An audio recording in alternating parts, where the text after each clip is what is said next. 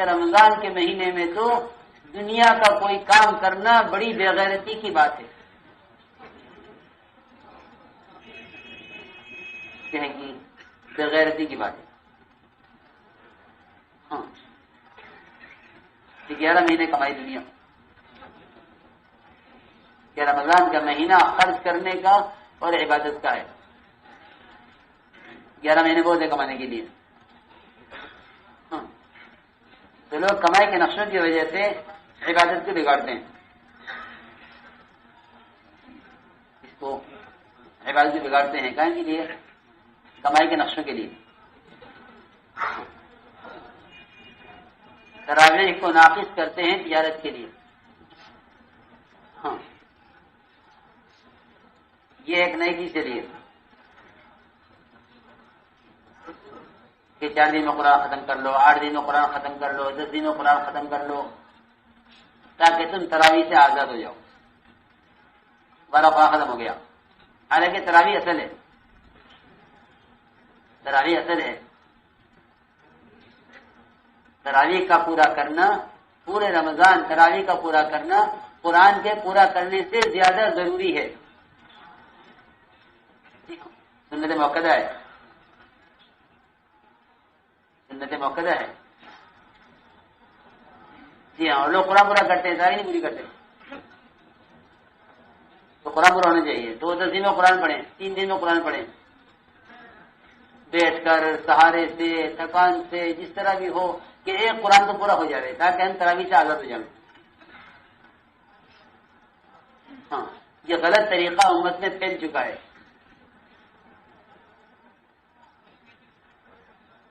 یہ غلط طریقہ امت میں پھیل چکا. تو بہت بڑا طبقہ ہے جو تراویح کو چھوڑ دیتا ہے اس لیے کہ اس کا قرآن ختم ہو گیا. ان کا قرآن ختم ہو گیا. وہ سمجھتے ہیں کہ تراویح قرآن ختم کرنے کے لیے ہے، حالانکہ ایسا نہیں ہے بلکہ قرآن تراویح کے لیے ہے. قرآن کے لیے ہے. جی ہاں تلاوت نماز کے لیے ہے. تلاوت کے لیے ہے، نماز کے لیے قرآن ہے. ہاں سنی بات ہے یہ کہ نماز کے لیے قرآن ہے. نماز اصل ہے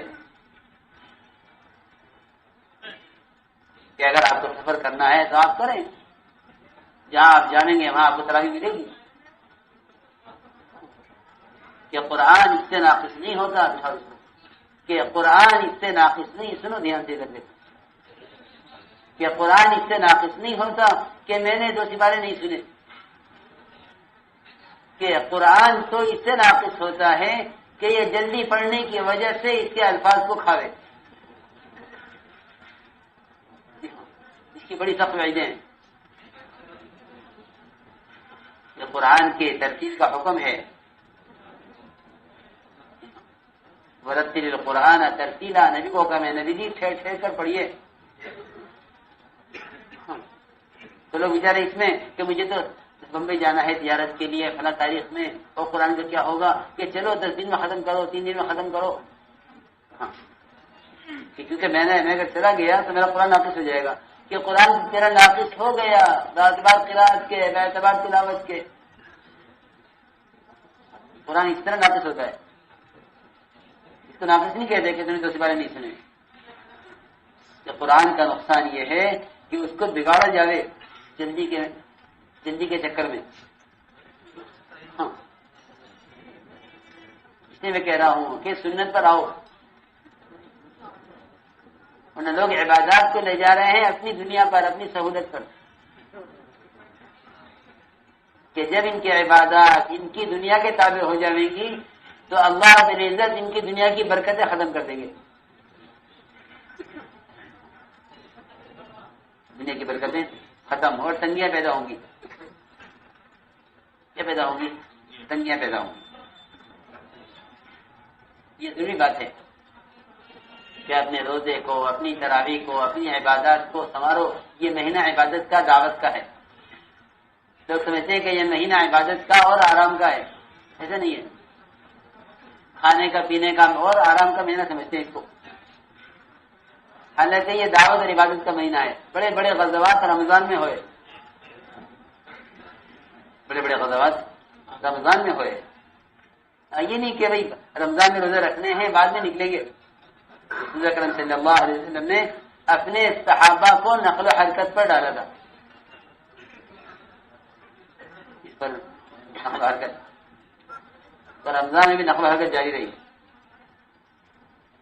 کیونکہ رمضان کے لیے ہے کہ رمضان کی نقل و حرکت تو فرائض کو زندہ کرنے کے لیے ہے کہ نکلو تم رمضان میں کہیں کے لیے کہ تاکہ روزہ بھی زندہ ہو، قرآن بھی زندہ ہو. جو لوگ نکلنے کا مقصد نہیں جانیں گے وہ رمضان میں نکلنا پسند نہیں کریں گے کہ نکلنے کا مقصد تو یہ ہے کہ فرائض زندہ ہو، کہ نکلے رمضان میں تاکہ تراویح زندہ ہو، روزہ زندہ ہو. ایک جماعت رمضان میں گئی ایک علاقے میں، تو دوپہر کو علاقے والے کھانا بنا کے لے آئے دوپہر کے کھانے میں. جماعت نے کہا کہ رمضان آیا ہوا ہے رمضان، تو وہ یہ سمجھے مقامی لوگ کہ رمضان ان کے امیر کا ہے، ان کے ساتھی کا نام ہے. اتنی زیادہ امت میں، اور یہ اس علاقے کی بات ہے جہاں بہت کام ہے، تو بڑا مرکز ہے، بڑا کام ہے. اور بالکل وہی مرکز سے کچھ فاصلے پر شہر سے ایک طرف جماعت نکلی رمضان میں، تو وہ کھانا لیا بنا کے کہ جماعت آئی ہے کھانا کھلاؤ. جگہ رمضان ہے، یہ کیا رمضان ہے؟ فرماتے تھے کہ اس نقل و حرکت سے فرائض زندہ کرنے ہیں. فرائض کے لیے نقل و حرکت کو چھوڑا نہیں جائے گا. فرائض کے لیے نقل و حرکت کو چھوڑا نہیں جائے گا. ہاں روزہ چھوڑ سکتے ہیں. سنو کہ مسافر ہے، سفر کر رہا ہے رمضان میں، اور صحابہ کرام کے بارے میں حضرت نے جو خط لکھا کام کرنے والوں کو، اس میں لکھا ہے کہ صحابہ کرام رمضان میں بھی نقل و حرکت کرتے تھے. اگر ضرورت محسوس کرتے تھے تو روزہ کھول لیا کرتے تھے، مگر نقل و حرکت میں کمی نہیں آنے دیتے تھے. نقل و حرکت میں کمی نہیں آنے دیتے. اگر ضرورت محسوس کرتے تو روزہ کھول دیتے. چنانچہ ایک سفر میں صحابہ نے روزے رکھے، بعض نے رکھے بعض نے نہیں رکھے. رسول اکرم صلی اللہ علیہ وسلم اور عبداللہ بن رواحہ ان دونوں کا روزہ تھا اور کسی کا روزہ نہیں تھا. اور کسی کا روزہ نہیں تھا. سفر میں دیکھتے کہ سفر میں روزہ چھوڑنے کی رخصت ہے، بعد میں قضا کرے. عبداللہ بن رواحہ اور آپ صلی اللہ علیہ وسلم ان دو کا روزہ تھا، باقی کسی کا روزہ نہیں تھا.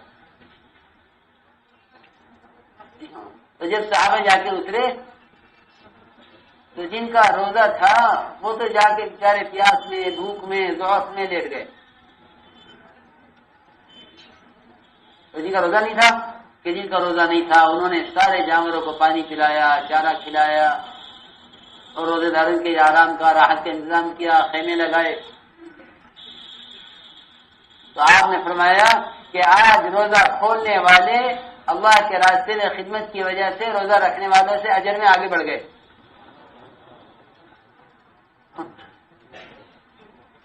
کن سے آگے بڑھ گئے؟ روزہ رکھنے والوں سے. کیوں؟ کہ انہوں نے دو اجر پائے، دعوت کا اور خدمت کا. جی ہاں، روایت میں ہے کہ صحابہ کی دونوں قسمیں تھیں ایک ہی جماعت میں، بعض کا روزہ تھا بعض کا روزہ نہیں تھا. مگر یہ نہیں کہ رمضان کے بعد نکلیں گے کیونکہ روزہ رکھنا ہے. رسول اکرم صلی اللہ علیہ وسلم نے اللہ کے راستے کی نقل و حرکت کے ساتھ روزے کے فضائل الگ بیان کیے. دیکھو سنو، ایک یاد رکھنا عبادات کے فضائل، اور ایک یاد رکھو عبادات کے فضائل دعوت کے ساتھ. عبادات کے فضائل دعوت کے ساتھ. کہ عبادت کی کیا فضیلت ہے خروج کے ساتھ. میرے محترم دوستوں کو عزیزوں، اللہ کے راستے کی نقل و حرکت میں جو عبادت کی جاوے اس کا مقام کی عبادت کا کوئی مقابلہ ہی نہیں ہے.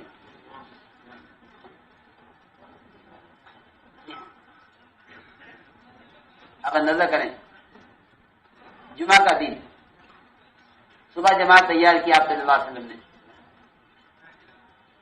میں آپ کو بتاؤں کہ عبادت کی وجہ سے خروج میں اگر تاخیر ہوگی تو کتنی بڑی فضیلت ہاتھ سے نکل جائے گی. سنو دھیان سے، اگر عبادت کی وجہ سے اللہ کے راستے میں نکلنے میں تاخیر کی تو کتنی بڑی فضیلت ہاتھ سے نکل جائے گی. اس کو دھیان سے سننا. عبداللہ بن رواحہ رضی اللہ تعالیٰ عنہ کو صبح ایک جماعت میں جوڑا گیا، جماعت روانہ ہو گئی. عبداللہ بن رواحہ ٹھہر گئے. آپ ہمارے عبداللہ تم گئے نہیں صبح جماعت میں؟ کیا یا رسول اللہ، میرا ارادہ جانے کا تھا مگر میں اس لیے ٹھہر گیا کہ آپ کی جمعہ کی نماز آپ کی مسجد میں آپ کا خطبہ سنوں گا، آپ کے پیچھے نماز پڑھوں گا، اور آپ کی مسجد نماز باقی مساجد سے زیادہ افضل ہے. جی ہاں، صحیح روایت ہے. صلاۃ فی مسجدی ھذا افضل من 1000 صلاۃ فیما سوا الا المسجد الحرام. کہ میں نے ٹھہر گیا کہ آپ کی مسجد میں نماز پڑھوں گا، آپ کا خطبہ سنوں گا. جماعت تو یہ گئی ہے صبح سے شام دوپہر تک کی بات ہے، جا کے مل جاؤں گا جماعت کے ساتھ. اکثر اپنے ساتھ یہ کرتے ہیں نا، کیا تم چلو ہم آ رہے ہیں. انہیں خبر نہیں کہ وہ ذرا سا پیچھے رہ جانے سے کتنا پیچھے رہ گئے. عبداللہ بن رواحہ رضی اللہ تعالیٰ عنہ کسی اپنی شادی کے یا اپنی ضرورت کے یا اپنی خدا نہ کرے کسی خواہش کے وجہ سے نہیں پیچھے رہے، بلکہ عبادت کے لیے پیچھے رہ گئے. کے لیے ہاں، عبادت کے لیے کہ میں تو جمعہ کی نماز اللہ کے نبی کے پیچھے پڑھ کے آؤں گا تاکہ مجھے یہاں کی فضیلت بھی حاصل ہو جائے، آپ کی جمعہ کی نماز کی اور اللہ کے راستے کی بھی فضیلت حاصل ہو جائے. اس کے لیے تاخیر کی نکلنے میں. تو آپ ہمارے عبداللہ بن رواحہ، تمہیں معلوم ہے وہ لوگ کتنے آگے بڑھ گئے؟ عرض کیا کہ ہاں یا رسول اللہ معلوم ہے، وہ صبح گئے ہیں، میں دوپہر کو پہنچ جاؤں گا. روایت میں صبح سے دوپہر تک کی بات ہے. فرمایا عبداللہ بن رواحہ، صبح نکلنے والی جماعت تم سے 500 سال آگے بڑھ گئی ہے. کتنے سال؟ 500 سال آگے. عبداللہ بن رواحہ، ایک روایت میں ہے کہ تمہارے اور تمہاری جماعت کے درمیان اتنا فاصلہ ہو گیا جتنا مشرق مغرب کے درمیان ہے. اتنا فاصلہ ہو گیا جتنا مشرق مغرب کے درمیان فاصلہ ہے. ایک روایت میں ہے کہ عبداللہ بن رواحہ، اگر ساری زمین کے اوپر نیچے جتنا مال ہے وہ سب کا سب تم خیر کی راہ میں خرچ کرو، اس میں خیر کی راہ میں، خیر کے کاموں میں خرچ کرو، ساری دنیا کا مال تمہارا ہو جائے تو تم سارے مال کو خیر کی راہ میں خرچ کرو اخلاص کے ساتھ. جی ہاں، تو تم صبح نکلنے والی جماعت کی فضیلت کو حاصل نہیں کر سکتے. یہ ہماری ایسا فرماتے تھے کہ اللہ کے قرب کا اور ترقی کا اتنا یعنی تیز رفتاری کا راستہ ہے یہ.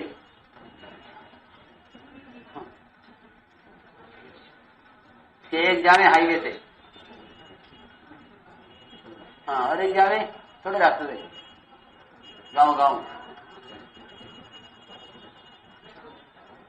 تو یہ کہیں کہ وہ جلدی پہنچ جائیں گے. یہ کہاں سے آئے؟ کہ امریک روڈ سے آئے، باہر سے جلدی پہنچ گئے.